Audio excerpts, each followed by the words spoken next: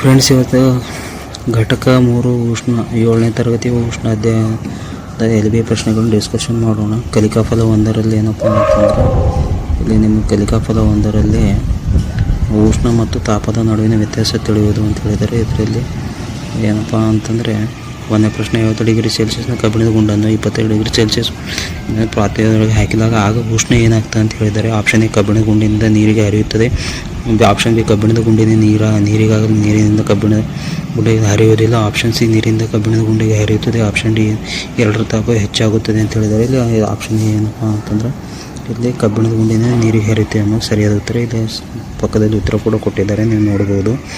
So 2ನೇ question, ಸಾಮಾನ್ಯವಾಗಿ ಕಲೆರಹಿತ ಉಕ್ಕಿನ ಬಾಣಲಿಗಳಿಗೆ ತಾಮ್ರದ ತಳ ಕಟ್ಟುವರು ಅಥವಾ ಲೇಪನ ಮಾಡಿರಲು ಕಾರಣ ಏನಪ್ಪ ಅಂತ. ಆಪ್ಷನ್ ಎ ತಾಮ್ರದ ತಳವು ಬಾಣಲಿ ಹೆಚ್ಚು ಬಾಳಿಕೆ ಬರುವಂತೆ ಮಾಡುತ್ತದೆ. ಆಪ್ಷನ್ ಡಿ ಇಂತಹ ಬಾಣಲಿಗಳು ಬಣ್ಣವಾಗಿ ಆಕರ್ಷಕಗಳು ಕಾಣುವಂತೆ ಮಾಡುತ್ತಾರೆ. ಆಪ್ಷನ್ ಸಿ ತಾಮ್ರವು ಕಲೆರಹಿತ ಉಕ್ಕಿಗಿಂತ ಉತ್ತಮ ವಾಹಕವಾಗಿದೆ. ಆಪ್ಷನ್ ಡಿ ಏನಪ್ಪ ಅಂತಂದ್ರೆ ಕಲೆರಹಿತ ಉಕ್ಕಿಗಿಂತ ತಾಮ್ರವು ಸ್ವಚ್ಛಗೊಳಿಸುತ್ತದೆ ಅಂತಂದ್ರೆ ಇಲ್ಲಿ ಏನಪ್ಪ ಉಷ್ಣದ ಉತ್ತಮ ವಾಹಕವಾಗಿದೆ. ಹಾಗಾಗಿ ಆಪ್ಷನ್ ಸಿ ಸರಿಯಾದ ಉತ್ತರ ಆಗ್ತದೆ. ನೆಕ್ಸ್ಟ್ 3ನೇ ಪ್ರಶ್ನೆ, ಬೇಸಿಗೆ ಕಾಲದಲ್ಲಿ ತಿಳಿ ಬಿಳಿ ಬಣ್ಣದ ಬಟ್ಟೆಗಳನ್ನು ಹೆಚ್ಚು ಬಳಸ್ತಾರೆ, ಕಾರಣ ಏನಪ್ಪ ಅಂದ್ರೆ ಬಣ್ಣದ ಬಟ್ಟೆಗಳು. ಆಪ್ಷನ್ ಎ ಬಣ್ಣದ ಬಟ್ಟೆಗಳು ತಿಳಿಯಾದ ಬಟ್ಟೆಗಳಿಗಿಂತ ಹೆಚ್ಚು ಉಷ್ಣವನ್ನು ಹೀರಿಕೊಳ್ಳುತ್ತವೆ. ಆಪ್ಷನ್ ಬಿ ಬಣ್ಣದ ಬಟ್ಟೆಗಳು ತಿಳಿಯಾದ ಬಟ್ಟೆಗಳಿಗಿಂತ ಕಡಿಮೆ ಉಷ್ಣವನ್ನು ಹೀರಿಕೊಳ್ಳುತ್ತವೆ. ಆಪ್ಷನ್ ಸಿ ಬಣ್ಣದ ಬಟ್ಟೆಗಳು ತಿಳಿಯಾದ ಬಟ್ಟೆಗಳಂತೆ ಸಮನಾದ ಉಷ್ಣವನ್ನು ಹೀರಿಕೊಳ್ಳುತ್ತವೆ. ಆಪ್ಷನ್ ಡಿ ಮೇಲಿನ ಯಾವುದೂ ಅಲ್ಲ ಅಂತಂದರೆ ಇಲ್ಲಿ ಆಪ್ಷನ್ ಎ ಏನಪ್ಪ ಅಂತಂದ್ರೆ ಸರಿಯಾದ ಉತ್ತರ ಆಗುತ್ತದೆ.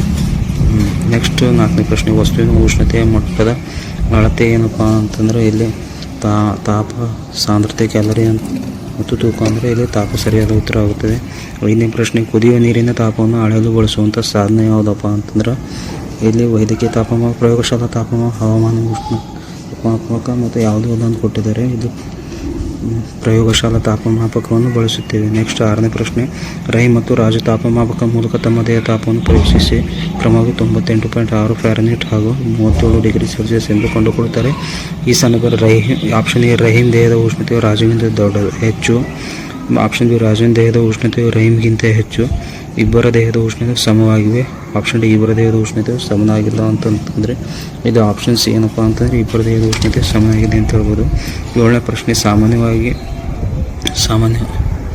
ತಾಪವು ಹೆಚ್ಚು ಉಷ್ಣತೆ ಇರುವ ವಸ್ತುವಿನಿಂದ ಯಾವ ಕಡೆಗೆ ಹರಿಯುತ್ತದೆಪ್ಪ ಅಂತಂದ್ರೆ ಕಡಿಮೆ ತಾಪದ ಕಡೆಗೆ ಹರಿಯುತ್ತದೆ ಅಂತ ಹೇಳಬೇಕು ನಾವು.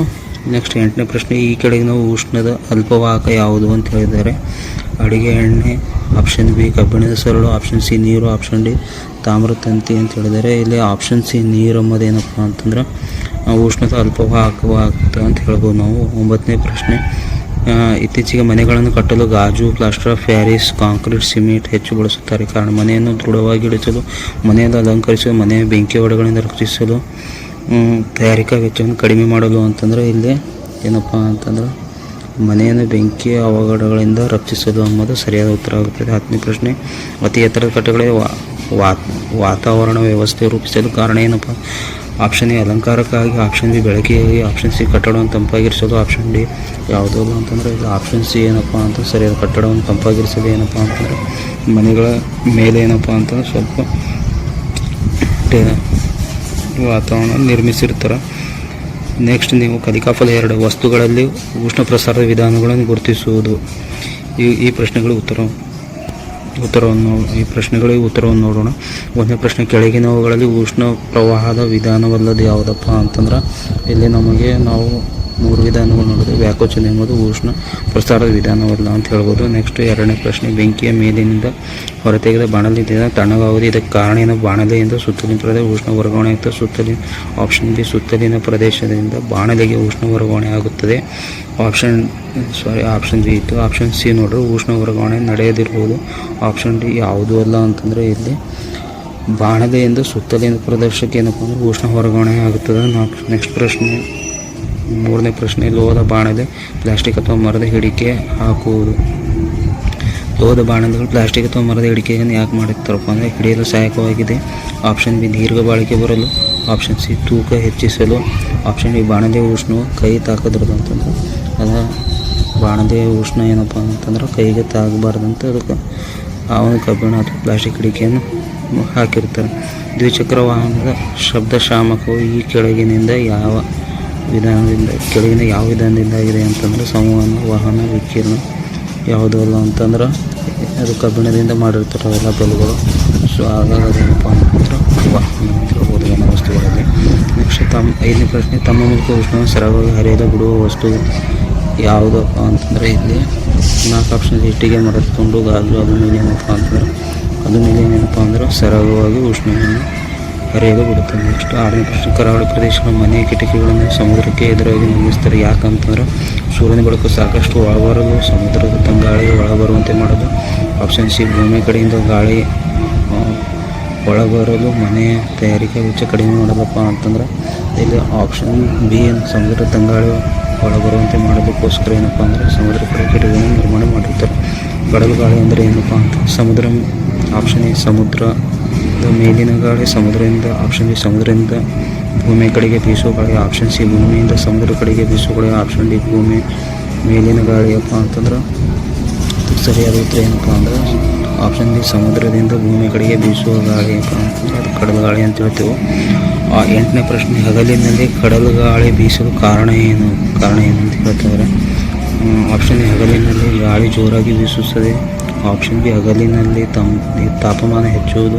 ಆಪ್ಷನ್ ಸಿ, ಭೂಮಿಯು ಕಡಲಿಗಿಂತ ಬೇಗ ಬಿಸಿಯಾಗುವುದು. ಆಪ್ಷನ್ ಡಿ, ಕಡಲು ಭೂಮಿಗಿಂತ ಬೇಗ ಬಿಸಿಯಾಗುವುದಪ್ಪ ಅಂತಂದರೆ ಇದಕ್ಕೂ ಆಪ್ಷನ್ ಸಿ ಏನಪ್ಪ ಅಂತಂದ್ರೆ ಸರಿಯಾಗುತ್ತದೆ, ಭೂಮಿ ಕಡಲಿಗಿಂತ ಬೇಗ ಬಿಸಿಯಾಗುವುದು ಅನ್ನೋದು. 9ನೇ ಪ್ರಶ್ನೆ, ಸೂರ್ಯನ ಶಾಖ ಭೂಮಿಯನ್ನು ತಲುಪುವ ವಿಧಾನ ಯಾವುದಪ್ಪ ಅಂತಂದ್ರೆ ಇಲ್ಲಿ ವಿಕಿರಣ ವಿಧಾನ ಅಂತ ಹೇಳ್ಬೋದು. ನೆಕ್ಸ್ಟ್ 10ನೇ ಪ್ರಶ್ನೆ, ದ್ರವಗಳು ಸಾಮಾನ್ಯ ಬಿಸಿಯಾಗುವ ವಿಧಾನ. ದ್ರವಗಳು ಅಂತಂದ್ರೆ ನೀವು ಸಂವಹನ ಅಂತ ಹೇಳಬೇಕು. ಇದು ಸಂವಹನ ಸರಿಯಾದ ಉತ್ತರ. ನೆಕ್ಸ್ಟ್ ಏನಪ್ಪ ಅಂತಂದ್ರೆ ಒಂದು ಚಿತ್ರ ಕೊಟ್ಟಿರೋ ಉಷ್ಣ ಪ್ರಸಾರವಾಗುವ ವಿಧಾನ ಸೂರ್ಯ ಅಂತ ಕೊಟ್ಟಿದ್ದಾರೆ. ಸೊ ಹಾಗಾಗಿ ಇದು ಕೂಡ ಏನಪ್ಪ ಅಂತಂದ್ರೆ ವಿಕಿರಣ ಆಗುತ್ತದೆ, ಮಾಧ್ಯಮ ಇರುವುದಿಲ್ಲ, ಹಾಗಾಗಿ ವಿಕಿರಣ ಅನ್ನೋ ವಿಧಾನ ಬರುತ್ತದೆ ಅಂತ ಹೇಳ್ಬೋದು. ಎರಡು ವಸ್ತುಗಳ ನಡುವೆ ಯಾವುದೇ ಮಾಧ್ಯಮ ಇಲ್ಲದೆ ನಡೆಯುವ ಉಷ್ಣ ಪ್ರಸಾರ ವಿಧಾನ ಯಾವುದಪ್ಪ ಅಂತಂದರೆ ಇದಕ್ಕೆ ನಾವು ವಿಕಿರಣ ವಿಧಾನ ಅಂತ ಹೇಳ್ತೇವೆ. ನೆಕ್ಸ್ಟ್, ಉರಿಯುತ್ತಿರುವ ಮೇಣದ ಬತ್ತಿಯ ಜ್ವಾಲೆಯ ಮೇಲ್ಭಾಗವು ಹೆಚ್ಚು ಬಿಸಿಯಾಗಿರಲು ಕಾರಣ ಏನಪ್ಪ ಅಂತಂದ್ರೆ ಮೇಲ್ಮುಖ ಉಷ್ಣ ಸಂವಹನ, ಕೆಳಮುಖ ಉಷ್ಣ ಸಂವಹನ, ಆಮೇಲೆ ನೆಕ್ಸ್ಟ್ ಏನಪ್ಪ ಉಷ್ಣ ವಾಹನ, ನೆಕ್ಸ್ಟ್ ಏನಪ್ಪ ಅಂದರೆ ವಿಕಿರಣ ಅಂತಂದರೆ ಇದಕ್ಕೆ ಮೇಲ್ಮುಖ ಉಷ್ಣ ಸಂವಹನ ಸರಿಯಾದ ಉತ್ತರ ಆಗುತ್ತದೆ. ನೆಕ್ಸ್ಟ್, ಕೊಟ್ಟಿರುವ ಚಿತ್ರದಲ್ಲಿ ಉಷ್ಣ ಪ್ರಸಾರದ ವಿಧಾನ ಗುರುತಿಸಿ ಅಂತ ಹೇಳಿದ್ದಾರೆ. ಇಲ್ಲಿ ಏನಪ್ಪ ಅಂತಂದ್ರೆ ನೀರು ಮತ್ತು ಭೂಮಿ ಕೊಟ್ಟಿದ್ದು. ನೀರಪ್ಪ ಅಂತಂದ್ರೆ ನಾವು ಇಲ್ಲಿ ಇದಕ್ಕೆ ನಾವು ಏನಪ್ಪ ಅಂತಂದ್ರೆ ಸಂವಹನ ಅಂತ ಹೇಳಬೇಕು. ನೀರಿನಿಂದ ಭೂಮಿ ಕಡೆ ಹೋಗ್ತಾ ಇದೆ, ಸೊ ಭೂಮಿ ಕಡೆಯಿಂದ ನೀರು. ನೆಕ್ಸ್ಟ್, ಅದು ಸೂರ್ಯ ನೀರು ತೋರಿಸ್ತಾರೆ. 15, ಇತ್ತೀಚೆಗೆ ಮನೆಗಳನ್ನು ಟೊಳ್ಳಾದ ಇಟ್ಟಿಗೆಗಳನ್ನು ಕಟ್ಟಲು ಕಾರಣ ಏನಂತ ಕೇಳಿದ್ದಾರೆ.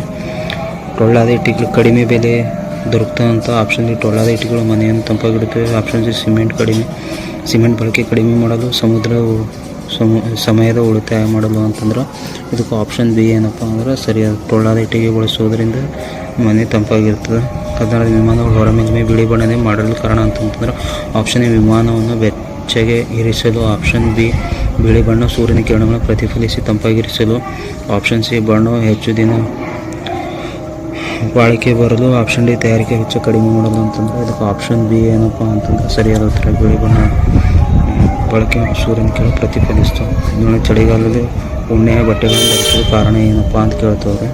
ಇದಕ್ಕೆ ಉಣ್ಣೆ ಕಡಿಮೆ ಬೆಲೆ ದೊರಕುತ್ತದೆ, ದೇಹವನ್ನು ಬೆಚ್ಚಗಿಡಲಿಲ್ಲ, ಉಣ್ಣೆಯ ದೇಹವನ್ನು ತಂಪಾಗಿಡಲಿಲ್ಲ. ಮೇಲಿನ ಅಂತಂದ್ರೆ ಇದಕ್ಕೆ ಉಣ್ಣೆಯ ದೇಹವನ್ನು ಬೆಚ್ಚಗಿಡಲಿ ಏನಪ್ಪ ಅಂತಂದರೆ ಉಣ್ಣೆ ಬಟ್ಟೆಗಳನ್ನು ನಾವು ಚಳಿಗಾಲದಲ್ಲಿ ಬಳಸ್ತೀವಿ. ಕೊಟ್ಟಿರೋ ಚಿತ್ರದಲ್ಲಿ ಸಂಖ್ಯೆಗಳಿಗೆ ಸರಿಯಾದ ಆಯ್ಕೆಯನ್ನು ಹುಡುಕಿ ಅಂತ ಹೇಳಿದ್ದಾರೆ. ಆಪ್ಷನ್ ಇದು 1ನೇದಕ್ಕೇನಪ್ಪ ಅಂತಂದ್ರೆ ಸಂವಹನ ಅಂತ ಹೇಳಿದ್ರೆ, 2ನೇದು ಅದು ವಾಹನ, 3ನೇದು ವಿಕಿರಣ ಅಂತಂದರೆ ಇಲ್ಲಿ ಆಪ್ಷನ್ ಸಿ ಏನಾಗುತ್ತಪ್ಪ ಅಂದರೆ ಸರಿಯಾದ ಉತ್ತರ ಆಗುತ್ತದೆ. ಈಗ ನೆಕ್ಸ್ಟ್, ಕಲಿಕಾಫಲ 3 ವಿವಿಧ ತಾಪಮಾಪಕಗಳ ಉಪಯೋಗಗಳನ್ನು ಅನ್ವಯಿಸಿಕೊಳ್ಳುವುದು ಅಂತ. ಇದು 1ನೇ ಪ್ರಶ್ನೆ, ಒಂದು ವಸ್ತು ಎಷ್ಟು ಬಿಸಿಯಾಗಿದೆ ಎಂಬುದನ್ನು ತಿಳಿಯಲು ಏನಪ್ಪ ಅಂತಂದ್ರೆ ನಾವು ತಾಪಮಾಪಕಗಳನ್ನು ಬಳಸುತ್ತೇವೆ. ನೆಕ್ಸ್ಟ್ ಏನಪ್ಪ ಅಂತಂದ್ರೆ ರೋಗಿಯ ದೇಹದ ಉಷ್ಣತೆ ತಿಳಿಯಲು ಬಳಸುವಂಥ ಸಾಧನ ಯಾವುದಪ್ಪ ಅಂತಂದ್ರೆ ವೈದ್ಯಕೀಯ ತಾಪಮಾಪಕ. ವೈದ್ಯಕೀಯ ತಾಪಮಾಪಕ ಅಳತೆಯ ವ್ಯಾಪ್ತಿ ಎಷ್ಟಪ್ಪ ಅಂದ್ರೆ 35 ಡಿಗ್ರಿಯಿಂದ 42 ಡಿಗ್ರಿ ಸೆಲ್ಸಿಯಸ್. ಆಪ್ಷನ್ ಡಿ ಸರಿಯಾದ ಉತ್ತರ ಆಗುತ್ತದೆ. 4ನೇ ಪ್ರಶ್ನೆ, ಸಾಮಾನ್ಯ ಮಾನವ ದೇಹದ ತಾಪ ಎಷ್ಟಪ್ಪ ಅಂತಂದರೆ 37 ಡಿಗ್ರಿ ಸೆಲ್ಸಿಯಸ್ ಆಗುತ್ತೆ. ಪ್ರಯೋಗಶಾಲಾ ತಾಪಮಾಪಕದ ವ್ಯಾಪ್ತಿ ಎಷ್ಟಪ್ಪ -10 ಡಿಗ್ರಿ ಸೆಲ್ಸಿಯಸ್ಸಿಂದ 110 ಡಿಗ್ರಿ ಸೆಲ್ಸಿಯಸ್. ಆಪ್ಷನ್ ಡಿ ಸರಿಯಾದ ಉತ್ತರ ಆಗುತ್ತದೆ.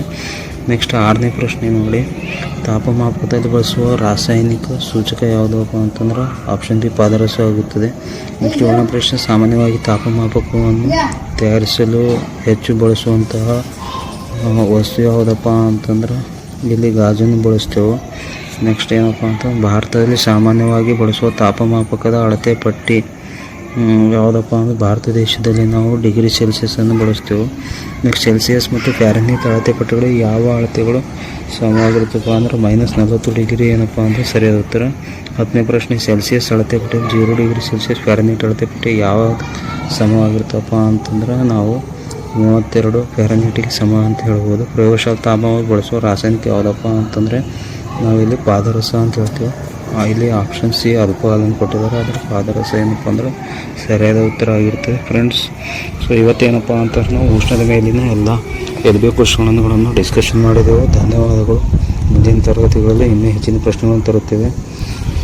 ಸೊ ಸಬ್ಸ್ಕ್ರೈಬ್ ಮಾಡಿ ಫ್ರೆಂಡ್ಸ್. ಧನ್ಯವಾದಗಳು.